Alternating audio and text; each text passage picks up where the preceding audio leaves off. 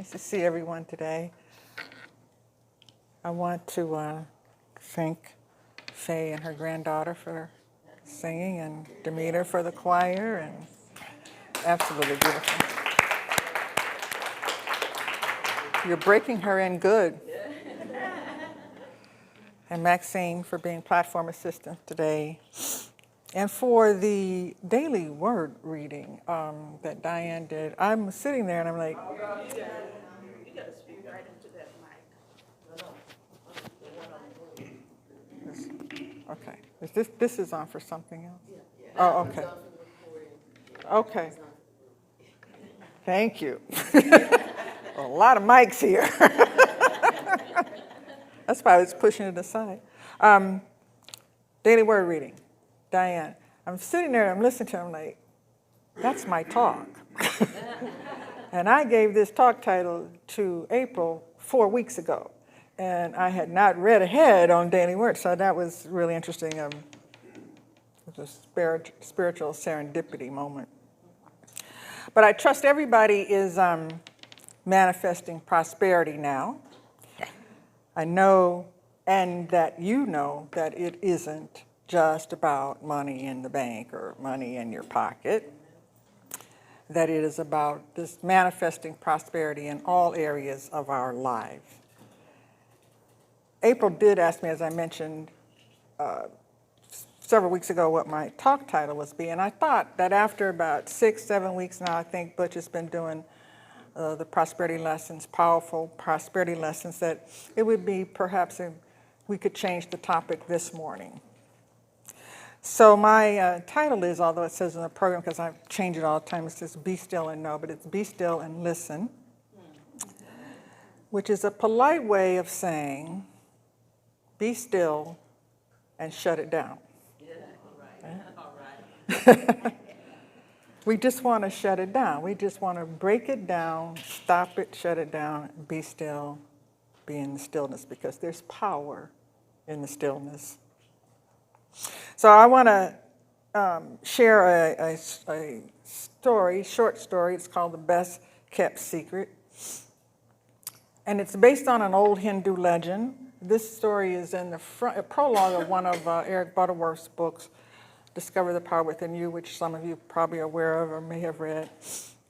But it's according to an old Hindu legend that there was a time when all men were gods. But they so abused their divinity that Brahma, the chief god, decided to, is that the news? Because I'm going to talk about that. Decided to take it away from men and hide it where they would never find it again.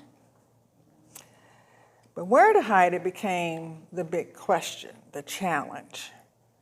So he gathered the lesser gods, and they had a council meeting to decide where we're going to put man's divinity. And they came up with, we will bury man's divinity deep into the earth. But Brahma said, no, that's not going to work, because man will dig deep down into the earth and he'll find it and he'll take it up for himself again. So they said, okay, we're going to bury it in the deepest ocean. But again, Brahma being chief god and the smartest said, no, not there, because man will learn to dive, and he will dive into the deepest waters, search the ocean floor, and find it. Then the lesser god said, okay, I got it. This time we have it. We're going to take it to the top of the highest mountain on earth, and we're going to hide it up there. Brahma thought about it for a minute and said, no, I don't think that's going to work either, because man will eventually climb every high mountain on earth, and he will be sure to find it someday and take it up for himself.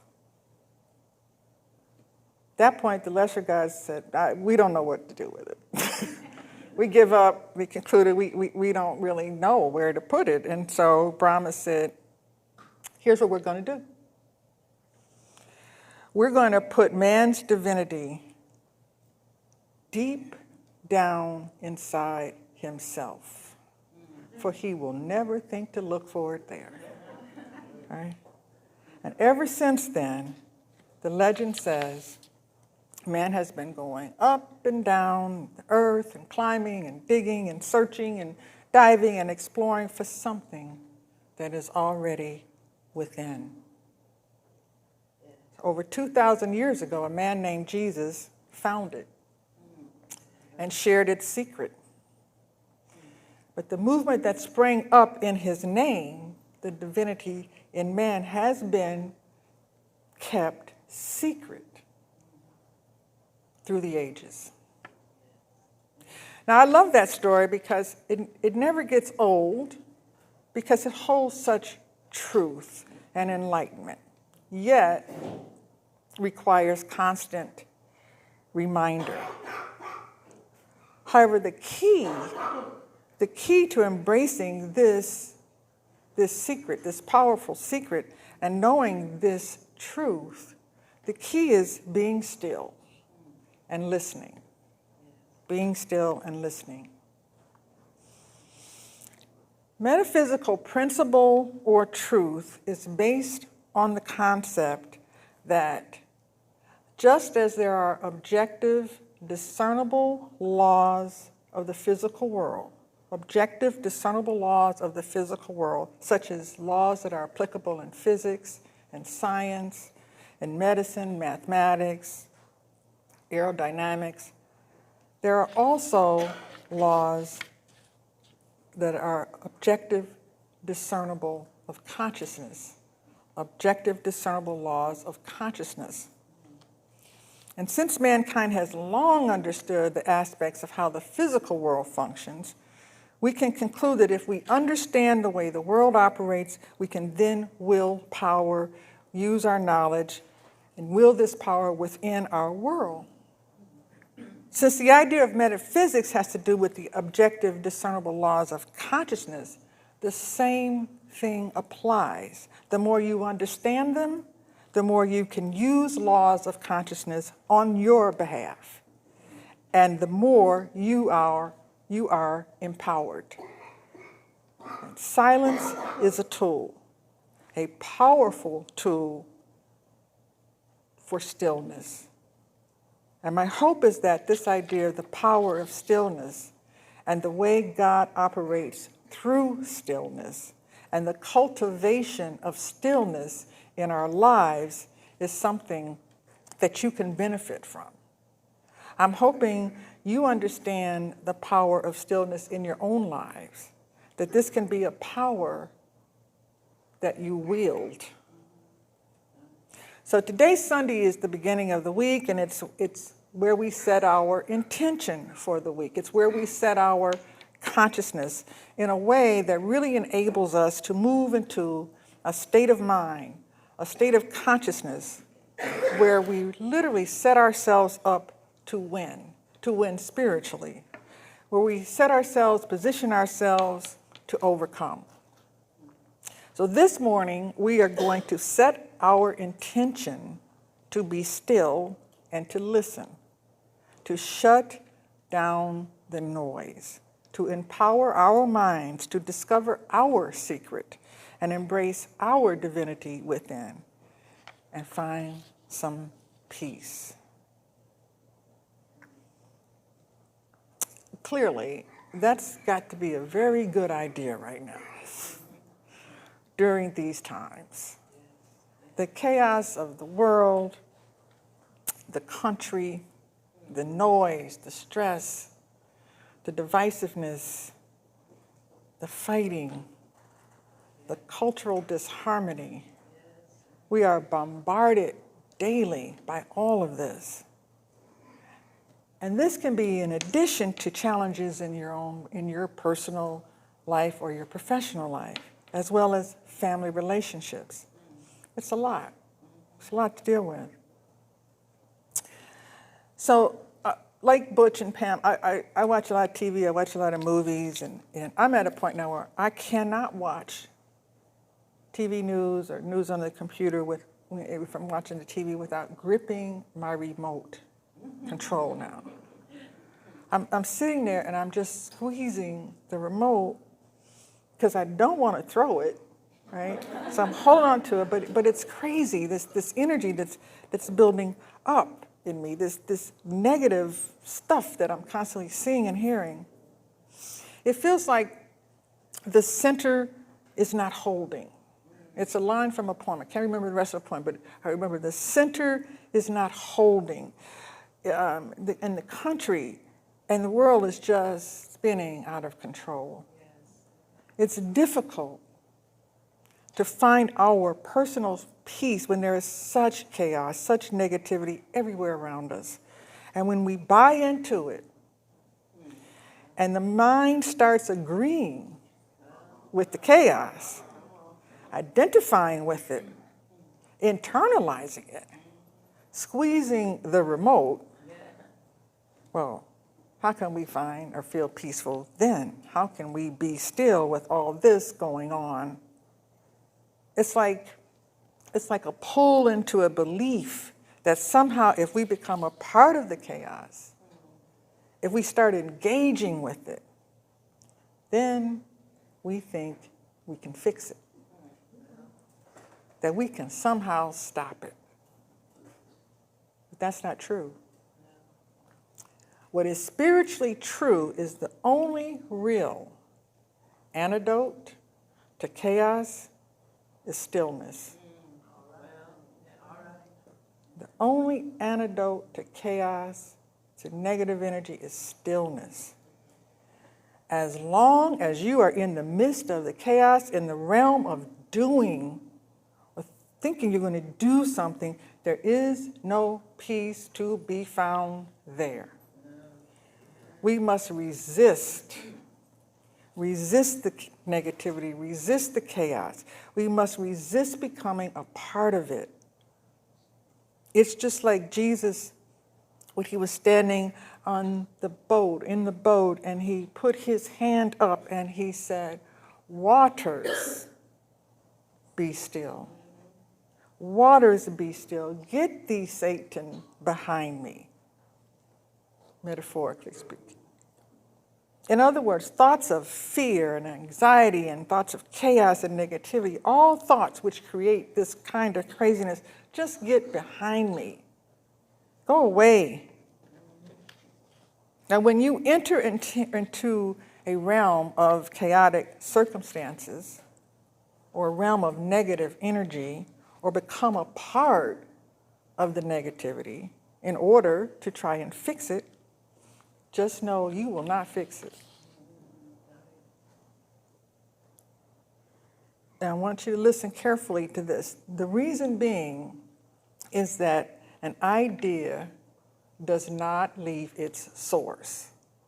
An idea does not leave its source.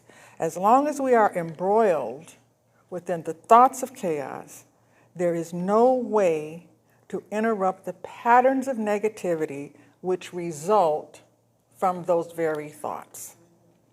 What we must do internally is to become still. Put our hand out and say, "May this storm cease now. May this storm cease within me now." Now here's the tricky part with so much going on. Oftentimes when we attempt to do this, and the mind is saying, when we're trying to become still in the midst, the mind is saying, "I don't have a lot of time. I have to deal with this storm right now. I really don't have 15, 20 minutes to be still right now and go into a meditative state." And remember, you're not in the quiet of your bedroom at home doing your meditative practice. You're in the middle of it. But there is so much storm going on right now. I can't waste a minute. I got to jump in. I got to fix this. I don't have time to get still while this is raging around me. But what is really happening at that moment is that we are being drawn, being pulled into an almost addictive tendency to be in the chaos under the complete illusion that it will somehow help fix, that we can somehow help fix it. But guess what? The forces of chaos that energy, the force of chaos, it wants you. It wants every one of us. And it's constantly in play. That's how energy operates. Every moment is a temptation, a pull, and we are either being enticed to heaven or we are being enticed to being in hell. There are two ways to cultivating stillness. And one has to do with the general state of our lives and why it's important to pray and meditate and carve out time to establish a discipline to have a daily spiritual practice in order to elevate our consciousness, right? And you do this whenever, the time you allot for it works for you, works for your life, works for your schedule, whether it's in the morning or in the afternoon, in the evening, night. Whenever it works for you, it's important to have that practice. But the other way is to cultivate a moment-by-moment stream of consciousness in real time. When it's happening in real time, a moment-by-moment stream of consciousness. Because at any given instance, when the chaos or the challenge is raging, you don't have to say, I'm going to take a 15, 20-minute leave or a 15, 20-minute timeout. You probably won't have time to do that. But in any given moment, the mental discipline and benefit of having a spiritual practice is to be able to withdraw from those forces real time in the moment. It is a state of mind power. We go within, find your center, be still, touch your heart. If you are engaged in some form of chaos or anxiety or frustration, then you are in your head. Touch your heart. Come back to the center point of truth. For in the Bible it says, be still and know that I am. That's a center point of truth. It's about setting a high intention to seek the flow of God's love in the moment. And the flow of God's love is a universal principle. It's an objective, discernible law of consciousness. It is not just a metaphor. The flow of God's love is an actual energy unfolding. And it does not work chaotically. It works peacefully. It works serenely.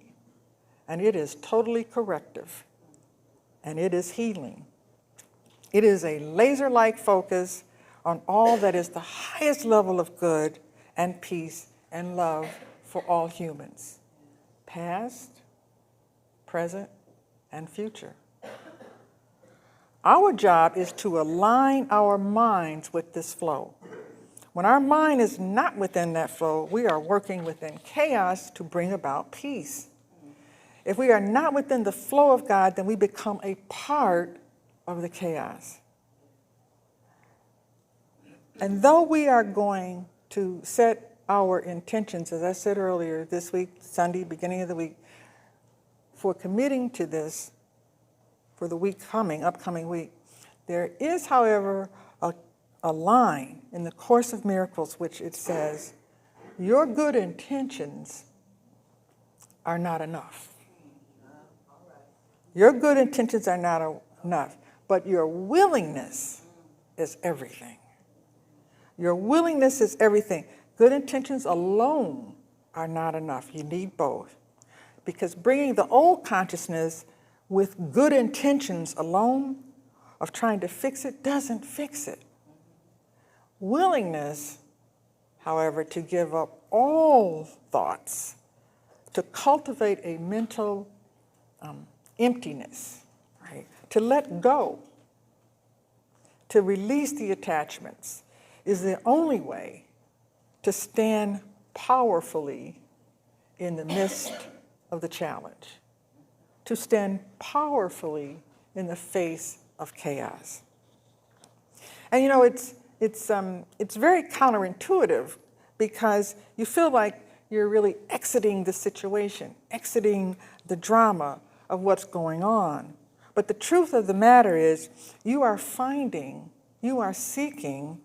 a transcendent point of victory. You're not withdrawing. You're seeking a transcendent, a higher point of victory, a transcendent point of triumph. I remember one of my teachers said that God doesn't give you a way to defeat others in a battle. That's not what God's going to give you. Oftentimes that's what we're seeking, but that's not what you're going to get. God's intention, God lifts you above the battle, lifts you above the battlefield of life, where we're constantly trying to win. In the battlefield, we're trying to win. God lifts you above that battlefield. The real spiritual win is to be lifted above the battlefield. When you are lifted above the consciousness of the battle, the chaos cannot dwell in your presence.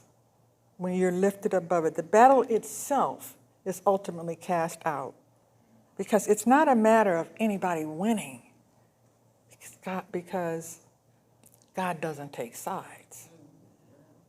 But when we're lifted to a place that is above the battlefield, the conditions of the battle, lifted above the conditions of the battle, they're simply dissolved.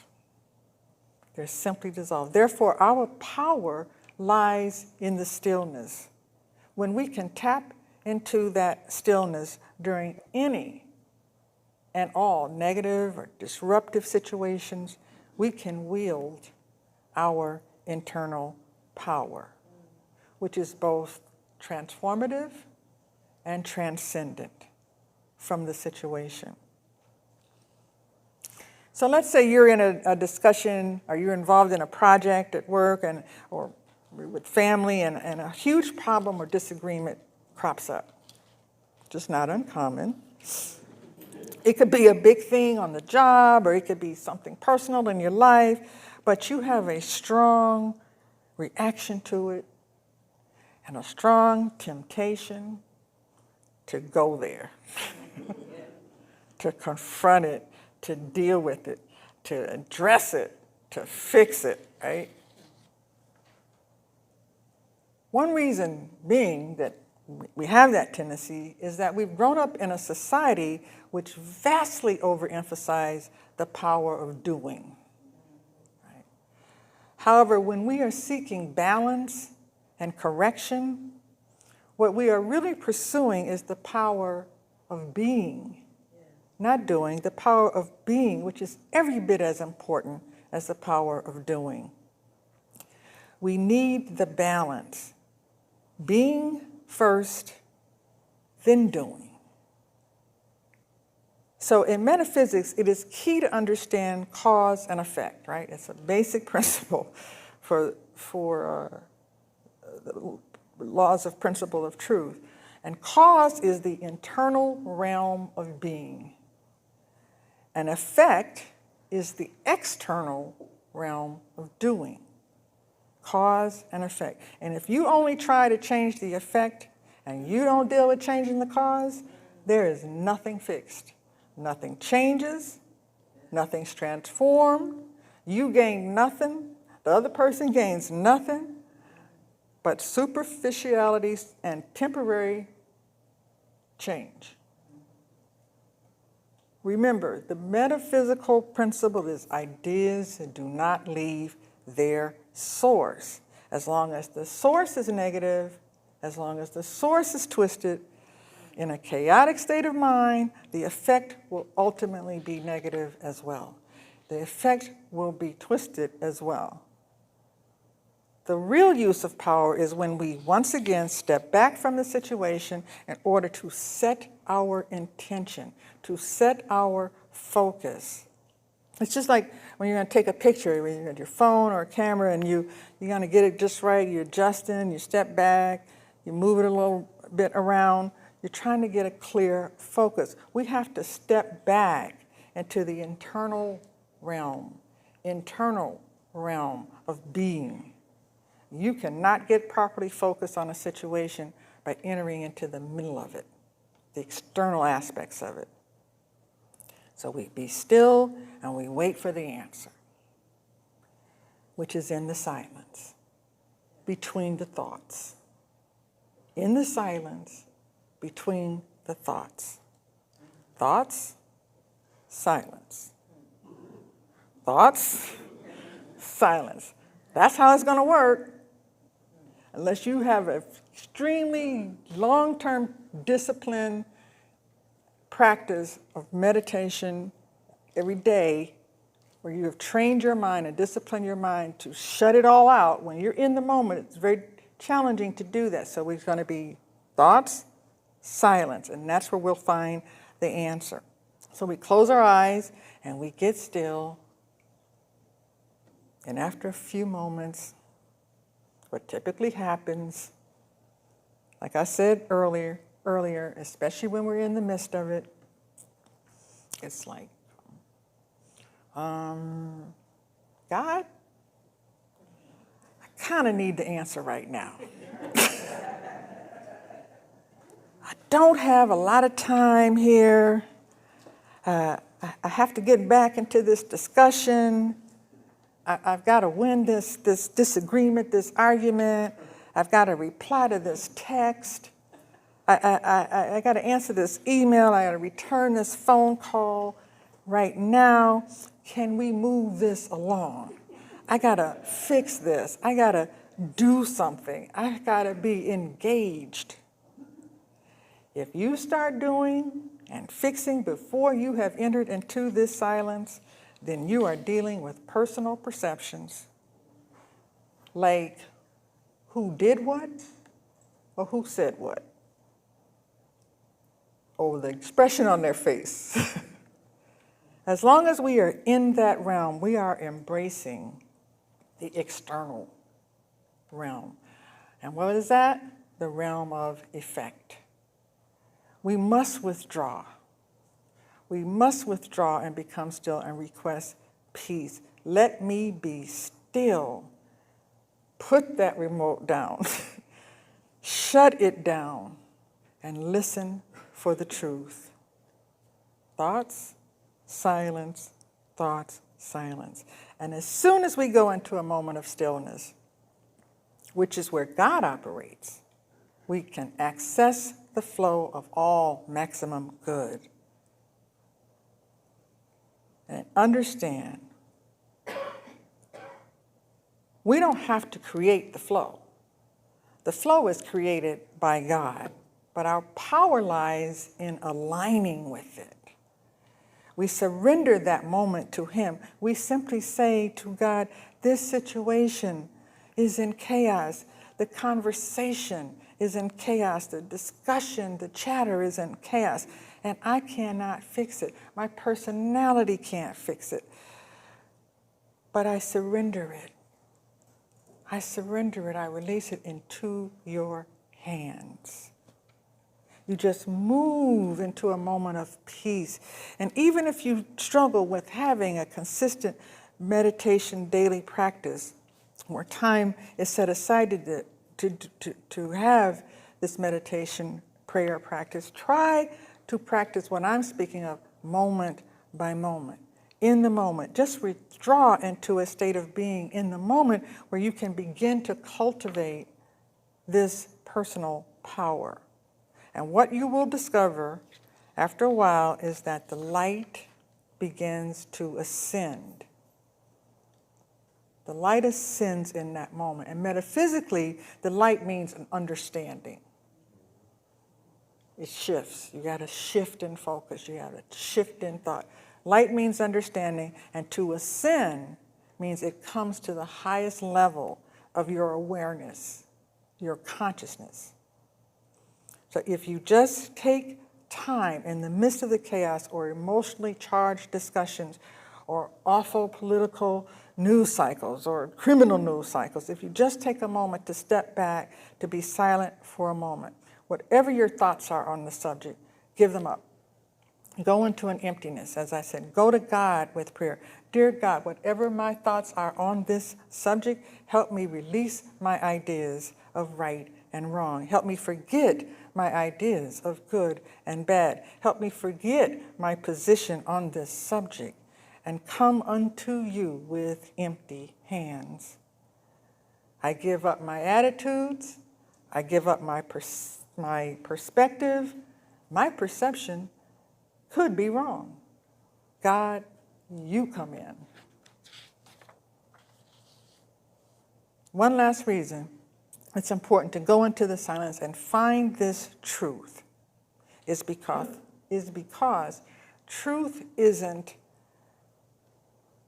an either or thing. The truth is just often a combination of your take on it and my take on it, and the absence of judgment. It's the combination, your take on it, my take on it, and the absence of judgment. It's not either or thing.